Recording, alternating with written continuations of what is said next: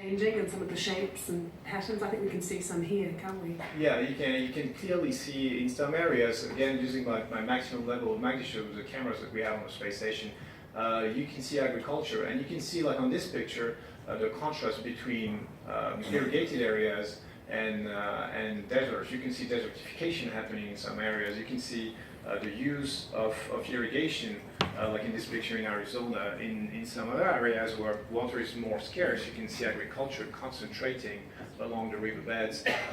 In some other areas, and this is the south of France, you can see agriculture at the more industrial level. So all of this really made me think about the role of agriculture in climate change and the resistance of agriculture to climate change as well. What about when you're going quickly over the Pacific, which we're focusing on, and other parts of the world where there are islands that are very vulnerable right now? They must have looked so small and so fragile. They actually do look small and fragile in this, and I apologize to the ministers present here, but this is the Maldives. But this is they're experiencing the exact same phenomenon, and they really look fragile. They look beautiful, I must say, from the space station. One of the most beautiful landscapes I've had the opportunity to see, but they also look very fragile. They almost draw like a front line. This looked to me as like in a war. This is the first line against climate change. That's what they look like from the ISS.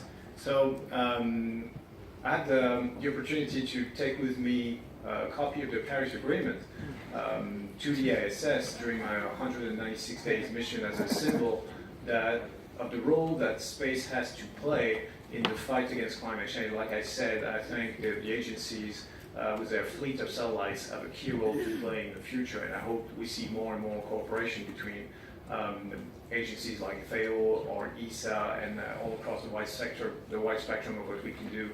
And now that I'm back on Earth and my mission in space is over, I'm trying to play two roles. The first one is continue to educate the general public, because here around this table everybody's convinced of the problem. Everybody has some solutions in mind, and that's not always the case in the general public. So I'm trying to advocate for the protection of the environment towards the general public, and tell the people, hey, take it from me, I was there, I saw it. This is not a theory, this is happening. So you have to take action. That's one. And the second one is, now that I've seen all the problems when looking out the window from the ISS, I want to see all the solutions. I want to see what people do to fight against climate change, and this is why I'm here today. This is why I'm very pleased to hear that people have concrete actions, they have ideas, they talk about it, they implement them in the real life, and it makes me very hopeful that next time I fly to the ISS, if I get that privilege again, then I'll see an Earth in a much better shape than I saw it this time. Thank you. Thomas, thank you. They say a picture is 1,000